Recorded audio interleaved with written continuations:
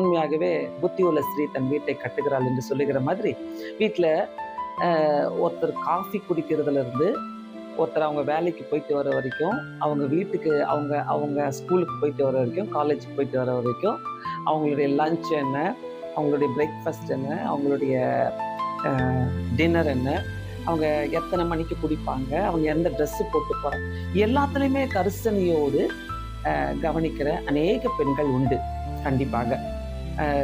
அதனால் அவங்களுக்குள்ள பார்த்தீங்கன்னா எல்லா கவலையும் வாரி தூக்கி போட்டுப்பாங்க. அப்படிதான் இல்லை, நம்ம எல்லாருமே நிறைய பேர் அந்த மாதிரி சூழ்நிலையில் இருக்கிறோம். வீட்டில் இருக்கிற அத்தனை காரியங்களையும் தலை மேலே தூக்கி போட்டுப்போம். ஸோ கர்த்தருக்கு நேரம் இருக்குதா? நான் தான் வீட்டு வேலையை செய்கிறேனே, எனக்கு எங்கே நேரம் இருக்குது, ஏதோ கொஞ்ச நேரம் ஜோம் பண்ணுவேன் அப்படி சொல்கிற பெண்கள் இருக்கிறாங்க.